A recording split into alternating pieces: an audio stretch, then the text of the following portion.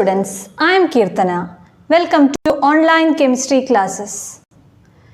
Today we are going to discuss the chapter Atoms and Molecules. Ancient Indian and Greek philosophers were always keen about knowing about the unseen form of matter.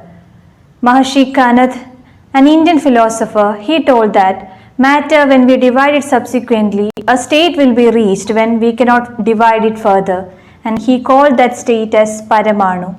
At the same time, the Greek philosophers named Democritus and Leucippus that if we divide matter, a state will be there on which we cannot further divide it, and he called that state or that indivisible particle as atoms. The meaning of atom is indivisible.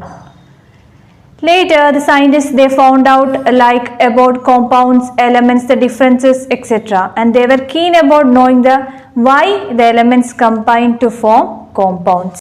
What happens when they combine? And a scientist named Antoine Lavoisier, he laid the foundation to chemical sciences by establishing two important chemical laws of chemical combination. We will start the chapter by knowing what are the two important laws of chemical combination. So students, first let us look. We have already studied that about matter. What is matter? Something that has mass and occupies space. Because I am a matter, I have a mass and occupies a space. This pen is a matter because it has a mass and occupies space. That you have already studied. With what this matter is made up of? It is made up of what? Elements or compounds? Elements or compounds? These elements or compounds are made up of atoms. The word atoms. Okay. Atom means indivisible. That I have already told you. It means indivisible. It cannot be further divided. This is what scientists found out. To understand how the atoms combine to form elements or compounds, a scientist known as Lavoisier, he proposed certain laws of chemical combination. Laws of chemical combination.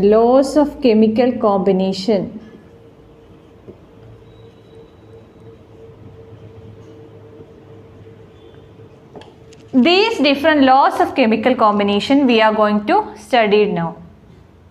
How the elements combine, how the atoms combine to form elements or compounds. Why they are combining and what happens when they combine. These two things we are going to study now. The first law of chemical combination is what? Laws of chemical combination. We are going to study that. Laws of chemical combinations.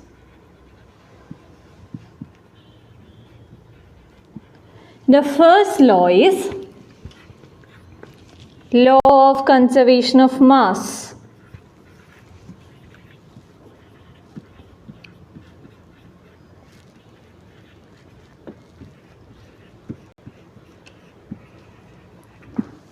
Law of conservation of mass. You may have already studied conservation of energy in physics. Law of conservation of energy. This is conservation of mass. Let's first study what is the statement. The statement is mass can neither be created. It states that mass can neither be created nor destroyed.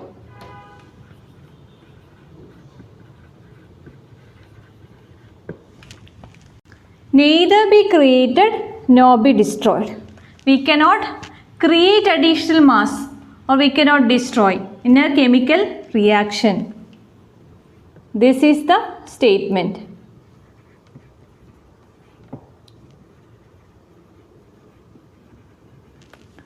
Law of conservation of mass states that mass can neither be created nor be destroyed in a chemical reaction. For example, look, carbon plus oxygen will give you carbon dioxide, CO2. Carbon plus oxygen will give you carbon dioxide. This is a reaction.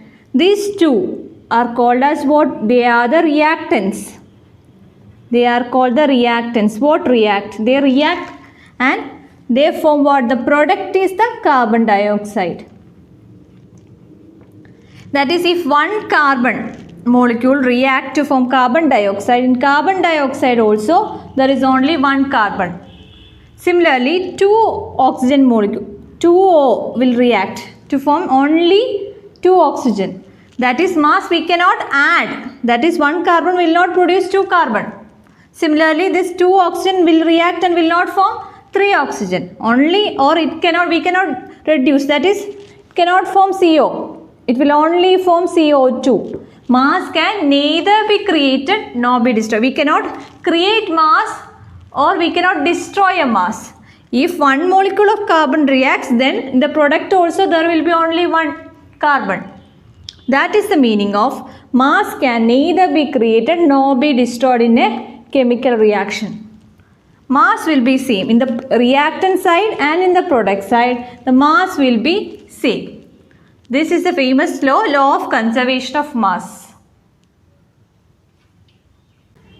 Let us do a question of law of conservation of mass. Okay, we should prove whether it is in agreement with the law of conservation of mass. This is an application level question. So let's read the question. In a reaction, 5.3 gram of sodium carbonate reacted with ethanoic acid, 6 gram of ethanoic acid.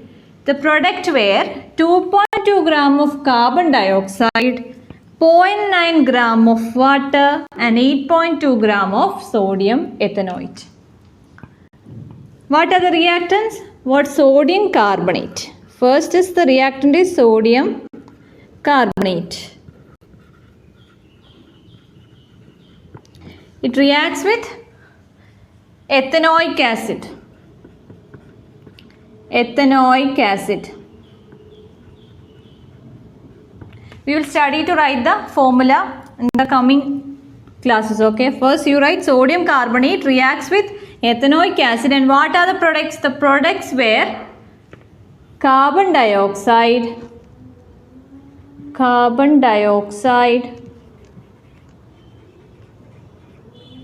plus what are the product? Water and sodium ethanoate. Water and sodium ethanoate.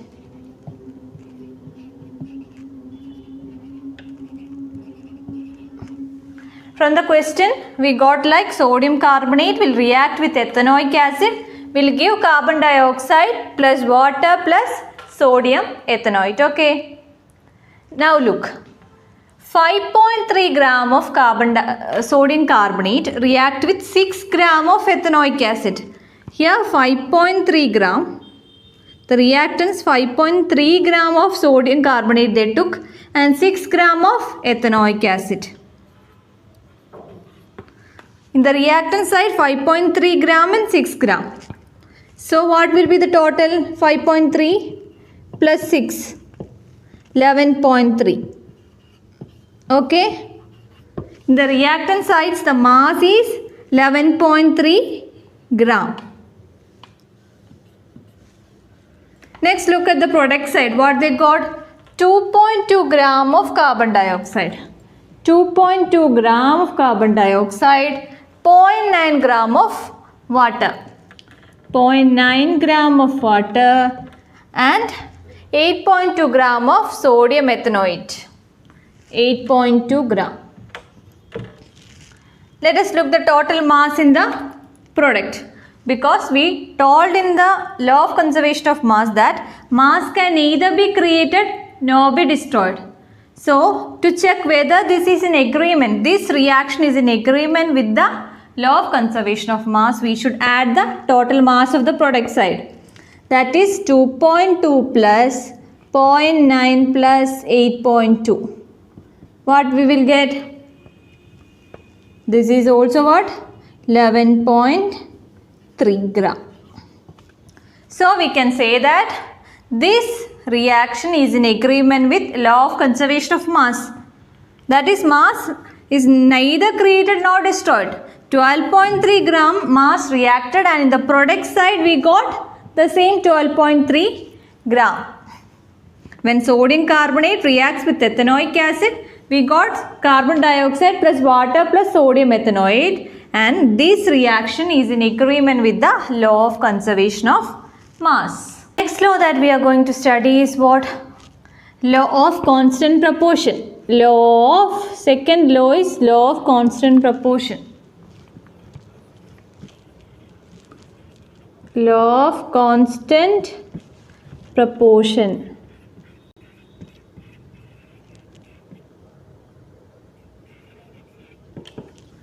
The statement is, in a chemical substance, the elements always combine in a definite proportion.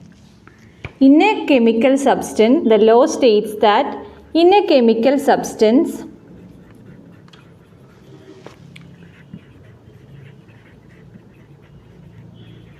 the elements are always present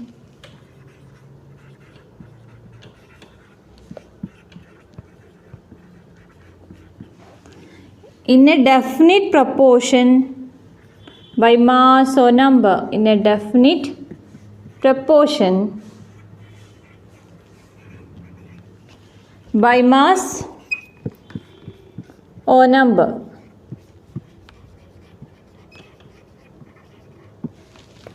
This is the law of constant proportion. In a chemical substance, the elements are always present in a definite proportion by mass or number. This is the statement. Let's look. Consider the case of H2O. H2O means water. From where we take, whether from well or from what? From tank or from tap water, from anywhere we take water, it is what? H2O. Water is H2O, and the hydrogen and oxygen will be in the ratio, always it will be in the ratio 2:1. Hydrogen to oxygen will be always in the ratio 2:1. This is the ratio, definite proportion by number we call. In the case of mass, look in H2O, if we take 2 gram of hydrogen, we will take what? 16 gram of oxygen should be taken. Then only the proportion will be right. That is, if we cut, we will be 1:8. It will be in a proportion of 1:8. From anywhere we take water, either from tap water or from tank, anywhere, the oxygen will combine with hydrogen and the water will be in the ratio 1:8. The ratio of hydrogen with 1 and oxygen with 8. It will be always in the ratio 1:8. That is by mass. In a chemical substance, the elements are always present. Elements means hydrogen and oxygen. In a chemical substance, that is water, the hydrogen and oxygen will be always present in a definite proportion by mass or by number. That is 2 hydrogen and 1 oxygen by number. By mass means if we take 2 gram of water, always 16 gram of oxygen should be taken. That is in the ratio 1:8. This is the explanation for law of constant proportion. Thus we finish the 2 laws. The first law of what? Law of conservation of mass, that is mass can neither be created nor be destroyed, and the second law is the law of constant proportion, that is elements combine in a definite proportion by mass or by number. We have already studied about the laws of chemical combination. Both the laws we have studied. Now we are going to study Dalton's atomic theory. After analyzing all the laws, chemical laws, a scientist known as John Dalton,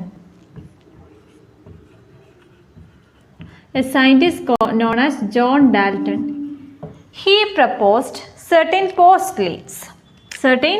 He proposed certain postulates. What are postulates? Postulates are known. They are meaning of postulates is they are facts. He proposed certain facts about atomic theory. This is the first atomic theory in chemistry, that is Dalton's atomic theory. His postulates, the postulates of John Dalton are called as Dalton's atomic theory. There are mainly 5 postulates in his theory. The first postulates we are going to study, that is all matter is made up of small particles called atoms. This we have already studied. Every matter is something which has mass and occupies space. All matter is made up of very small particles, that is indivisible particles, and they are termed as atoms. This is the first postulate. Understood? The next postulate is atoms are indivisible, that is they cannot be further divided and cannot be created or destroyed during a chemical reaction. In a chemical reaction, we cannot create or destroy an atom. It cannot be, that is reactants react to form what? Products. We have already studied. That is carbon plus oxygen will give you carbon dioxide, CO2. We cannot create another carbon atom in this reaction. Only one carbon will react to form another carbon dioxide with only one carbon atom. That is, we cannot create. It cannot be an atom. Atoms are indivisible and it cannot be created or destroyed during a chemical reaction. We cannot destroy or create an atom in a chemical reaction. Whatever react will only form the product. Okay. The next postulate is all atoms of same elements are similar in their mass and properties. All atoms of same elements are similar in their mass and properties. Look, what is chalk? Chalk is calcium carbonate. Calcium carbonate is chalk. How this is a what compound? How it is formed? One calcium atom plus one carbon atom and 3 oxygen will combine to form what? Calcium carbonate. Calcium is in a calcium will not exist as such in nature. You can see many calcium atoms will combine and form a calcium element. And that element will exist in nature. Atom will not exist as such. Okay.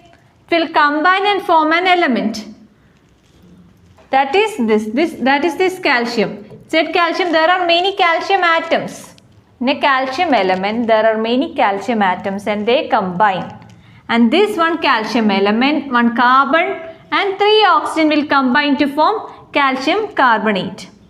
That is the meaning of this point. That is, all atoms of a same element are similar in their mass and properties.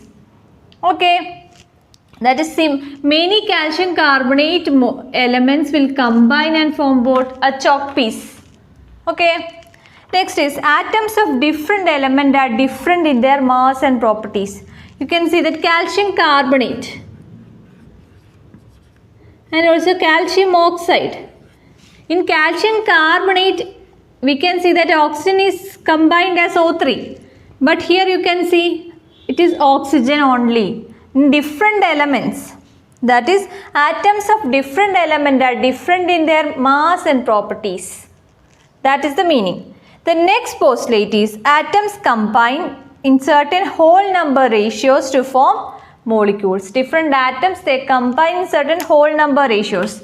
Look, for example, H2O.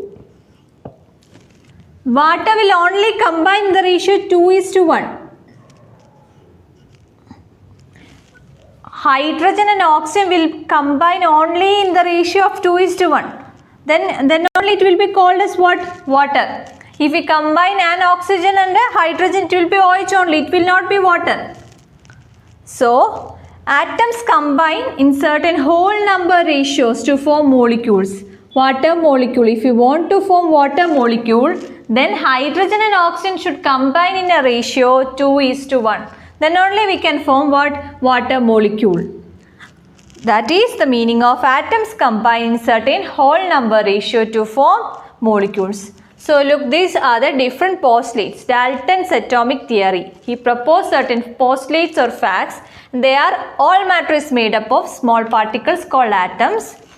Atoms are indivisible atoms and it cannot be created or destroyed during a chemical reaction. All atoms of same element are similar in their mass and properties, and atoms of different elements are different in their mass and properties. They will behave differently and they will have different mass. Atoms combine in certain whole number ratios to form molecules. These are the different postulates known as Dalton's atomic theory. This is the first theory in chemistry, that is Dalton's atomic theory, and this you will study also in your +1 class. So this is very important. Study this. Okay students, we are concluding our today's session. In today's session we studied the important laws of chemical combination.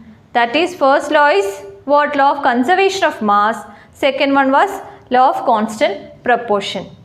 Then from these two laws, a scientist called John Dalton, he proposed the Dalton's atomic theory, and we studied all the postulates of Dalton's atomic theory.